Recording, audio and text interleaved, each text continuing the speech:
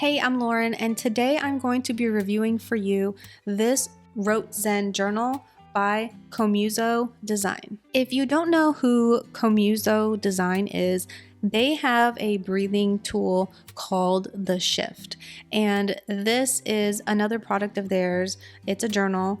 Right on the cover, it explains what the definition of Rotezen is. It's a word that they kind of mesh together, two different words, and it means habitual repetition leads to peace of mind and meaningful, lasting change. Now, this is a hard cover, and it has like a little bit of almost like a linen texture look to it. It is on like a wire old binding. It's black and it feels pretty sturdy. I do not have measurements in front of me for what this is, but I want to say it's like a 7x9. Yeah, this is very similar to a 7x9 size. I almost want to say it's exactly 7x9. This is right next to my air quadrant, and this is a daily duo, so you can kind of see how thick it is in comparison. It's definitely not as thick as a daily duo, but it's kind of close to it, a little bit less. So, and I don't feel like it's that heavy.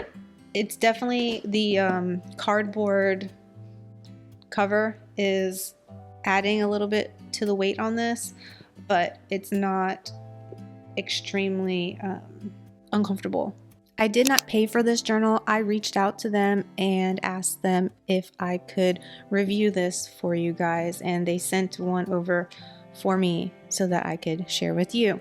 I've been following their company for a while. I do not have one of their Shift tools, but they offer a lot of information on their email. So if you like what you see here in this journal, I would highly recommend checking out, heading to their website and signing up for their email list so that you can get recommendations for like breathing techniques and ways that you can use your breath to reduce anxiety.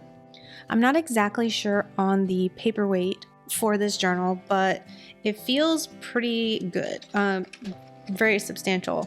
I feel like it's at least maybe 80 pound, but I don't know for certain. On the inside front cover, you'll see it has some phone numbers for reaching out in case you need someone to talk to, suicide prevention line, things like that. And it reminds you that this journal is not meant to replace therapy or treatment. So in the very beginning, they have a bunch of information as far as the explanation for how this journal goes. So this is a 3-month journal. Basically, the journal is broken down per week. Each week has a theme that they refer to as an interval maxim. Then it has the daily framework, which are tasks and exercises to reinforce whatever the theme is for that week. And they have a section for daily sprints on the pages, which they define a daily sprint as time you are setting aside to focus on one task completely. It said it could be answering emails, crunching numbers, yoga, doing the dishes, or reading a novel. The point is that you are eliminating the urge to multitask. I love the idea of that. Then there's a section for your daily plan and a PM prompt. They want you to take 5 to 10 minutes to write some thoughts based on the prompt. And right here, they just remind you that even though this journal is designed for you to go at a 3-month pace, every day, to just go at your own pace if that feels too frequent, I guess. Maybe every other day, or if you go for a couple of days and then you miss a few days, don't beat yourself up about it. And the last step for the days are working on your breathing. And so there is a prompt every day related to breath work, and in the back of the book it says that they've provided 4 guided breathing techniques that are going to help you breathe better, calm anxiety so that you can increase focus and help your body relax. So let's go ahead and dive into the journal so you can see what the pages look like. So this is a sample actually. So this is not an actual part of the daily pages, because before each daily page you have the theme for the week and like a page of explanation, which I'll show you in a minute. So this is basically a sample of what the layout looks like. So you've got a spot for you to put the date, some lined spaces for you to list out what you want to accomplish. You have a space for what the plan is for today, how you want to feel. There's morning breath for morning measure. I'd have to like dig in to see kind of more what this means, because there's also evening breath measure. I'll have to go back to the front and see what that means. Then there's the daily sprints. There's 1, 2, 3 of them, and this is where I was saying they want you to dedicate, I believe, 60 to 90 minutes to a task fully and not multitask. So you list out and like plan in advance what those 3 things are going to be. Oh wait, actually there's 4 and 5 over here. And then how did that plan go? How do I feel? What's this week's takeaway? What is my hope for tomorrow? And then your PM prompt. And then the last thing I said here is the breath. So this is where you would go to the back and pull out one of those breathing exercises so that you can do that. So I really like how they kind of have this journal to where you don't necessarily need their shift tool, but if you do have it, then it's something that like goes alongside with that. And if not, there are the exercises in the back. Okay, so on this page, they talk about how before you get into it, that it wants you to write a letter to yourself that you would open when you reach the last page of this book. It says, this first 1 week interval is all about taking stock of your current mindset and environment, your hopes, dreams, and fears, your thoughts, and your breath, how you talk to yourself and feel about yourself, your general health and outlook. I don't see, though, like space for where you would write that. But on this side, they do have like prompts to help you with writing the letter. I'd like to finish this sentence. Right now I'm thinking, finish this sentence. Right now I feel. Then finish, my biggest fear right now is. This one behavior I hope to change is. Dear future self, I hope you. It basically just says down here that when you feel comfortable, go ahead and write the letter to yourself and stash it somewhere safe. So you're going to need to get a separate notebook or a separate journal, lined piece of paper, and write that down somewhere. So there isn't a space dedicated in here for that, which it would have been nice if they would have put like a page in here, probably right here, where it had, lined spaces. But that probably was more because they didn't want to limit anybody. Let me see if there's any extra pages in the back for that. No, there's no extra spaces in the back. So, I mean, if you really wanted to, you could write it right here on this page, which is like a gray paper. It's not white, but I mean, you could write it on here if you wanted to. And then it jumps into the first interval. So here's what basically the theme is, or the thing that they want you to focus on or think about for the first interval. What is your number 1 rule for life right now? And then it has like a little bit of like a footnote here from the person who created this, which, Daniel Epstein, a licensed psychologist. So this journal wasn't just like slapped together by somebody who doesn't know what they're talking about, which I love it when a journal is created with that kind of a background. Because then I know that like the things that they're asking are along par with what maybe a therapist might want to discuss with me. Again, like I said, like it says in the beginning, it is not supposed to substitute therapy or anything like that. But I think this would be nice in conjunction with. So I noticed I haven't really like gone through all of them, but the intervals, it always has like this page where it explains almost like a dashboard page, or you could consider it a dashboard page. That's like the only thing I can think. You could use like white pens or any of those other fun pens that can write on black paper on this side if you wanted to. If you wanted to take some notes, but then there's always some kind of like information here for you to think about and reflect on. And then it dives into all the pages. So you already saw in the beginning this sample, and again, this is how it is. So I'm gonna go back to the beginning and see if it kind of explains what these are, because I didn't really see that there, unless it's in the back.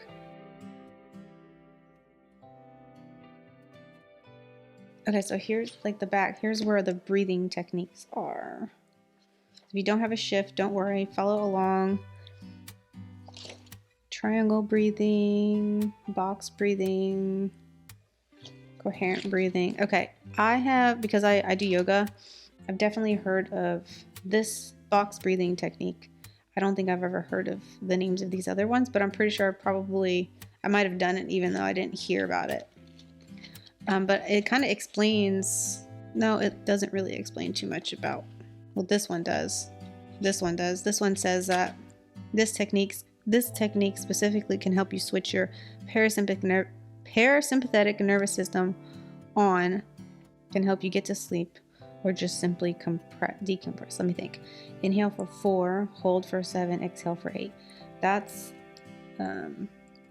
I definitely, if you've never done breathing work, I definitely would recommend starting with these techniques before you get into these. Like, definitely don't jump into this one. Probably this might be really tricky because it can take time for you to develop that skill of like holding your breath. Usually you increase it a little bit at a time. Okay, go back to the front and see if we can get some clarity on this. Take stock of your mindset by filling in AM measure. So it's a mindset. It's a scale of 1 to 10 based on how you're feeling. Well, how your mind is. And then in the evening, you're doing it again. And you're just comparing it to the morning. I got it. Okay. So when you wake up and you're feeling this out, how would you rate your presence this morning on a scale of 1 to 10? How would you rate your mental state, like related to positivity this morning and peace of mind and flexibility? Okay, that's what that means. And then you do the same thing at the end of the day.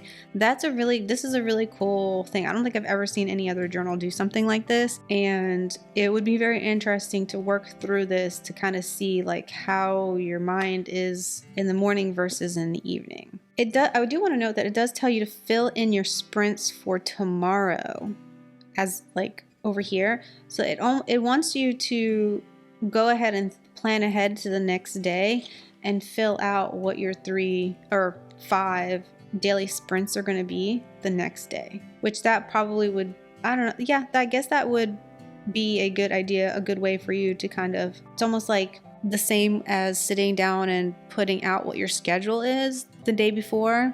Because I know there's some people who, that's how they plan when they do daily planning. They sit down the night before and write out what their schedule is going to be for the next day. And so in a way, the daily sprints is kind of like almost, I wouldn't say a substitute, but it's a good, it's very similar to that, where you're going to list out, from this time to this time, I'm going to focus solely on. So if you work, I would, like outside the house and you have a job, I would consider like maybe some sprints that are related to where you're working, especially if there are tendencies for you to get sucked into other things going on, especially if you have like a lot of things happening and you want to like constantly check email because maybe you're waiting for a response from somebody, but it's outside of work. It's not related to work, and it's not necessarily something that you absolutely have to address like that day while you're at work, or maybe it's something that would be better done during like a lunch break or an actual like break from work. And this, I could see the daily sprints, even though it's listed in here as like 60 to 90 minutes, but you could dedicate like as soon as you get into work, like the first 60 minutes, this is what I'm going to do. And maybe you're going to put your phone on, a do not disturb so that nothing dings or pings and you're not being bombarded with all the news of the day, especially if you have like news apps and things like that, which I do not have. I really like this daily sprint idea. I think way too often we are multitasking and pulling ourselves in different directions, and our phones don't help, our devices don't help with distracting us and pulling us away from whatever thought it is that we are having. And I can't remember when I first learned about this, but if you've never heard this before, hear me when I say multitasking is not actually productive because it takes our brain time to transition between things.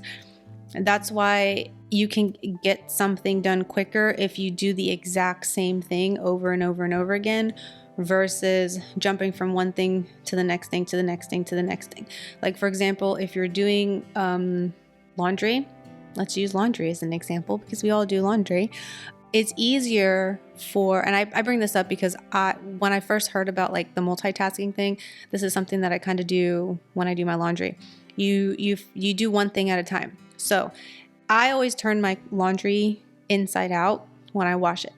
And then obviously it has to get turned the right way, mostly for the things that I have to hang up. I don't usually turn the other things around. They get folded and put in drawers. But instead of turning a piece of clothing, well, let's say shirts, because that's what they are, turning a shirt the correct way and then sticking it in a hanger and then sticking it in the closet, I will first turn all the shirts, then I'll stick all the hangers in, and then I'll take that whole pile into the closet. So that's basically the same concept with these daily sprints, is to like do one thing at a time. Although even doing all the laundry probably would be considered as like a daily sprint if you get to do it all. But you could take it a step further and like break down the entire project of doing the laundry in like different steps. So just an example, practical, real life, real world example that I've definitely used in my own life. But it takes time for your brain to like, I think that's why, and the side tangent, for people who do videos, you know what, let me flip through this while I talk about this. For people who film content on YouTube, and that's why it's a very popular thing to hear of creators batch filming.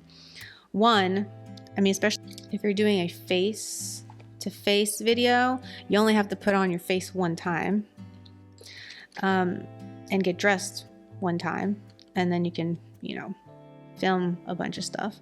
I mean, maybe you'll change your shirt so it doesn't look like you filmed a bunch of things in the same thing, but whatever. Anyway, and then you only have to set up your stuff one time, and you're not like doing the whole entire process over and over again. Also, sitting there and like filming a bunch of stuff all at once, rather than filming one and then working on editing it or working on some other parts to it, because if you film videos, or even if you don't, please know it takes a lot of effort to create content like this. So there's so many moving parts, but our brains like to do the same thing. They like repetition. They like doing the same thing over and over again. They don't like to switch because it just takes a lot of brain power to switch back and forth between things. So think outside the box. And I think that's why meal prep is so popular too for a lot of people.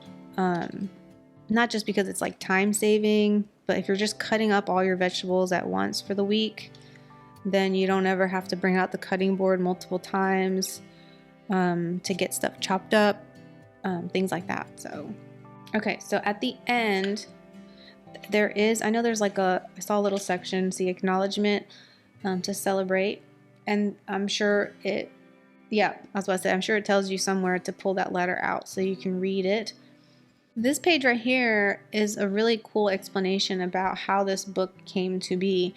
Aaron, he says that, and I'm pretty sure he's one of the founders, when the pandemic hit, he started using a daily journal with the prompts that you see in this book. But even before that, he was working in sprints. It says that this book is firmly rooted in Daniel Epstein's understanding of how to help his patients navigate mental illnesses and emotional difficulties. And then I already showed you what the breathing techniques pages were here in the back. I hope that you enjoyed this. This is definitely the most interesting journal that I think I have reviewed on my channel so far. So let me know in the comments what you think. If you have any other questions, if I forgot to go over something and you want to know, I'll make sure to leave links in the description so that you can check it out on their website. And again, like I said, if this was very interesting to you and you're very focused on wanting to help reduce stress and anxiety in your own life, I highly recommend getting on their email list. And I want to thank them for sending this to me to review for you today. If you like this and you want to see more reviews like this and other content related to planning self-care, make sure you subscribe, and I'll see you in the next one. Bye.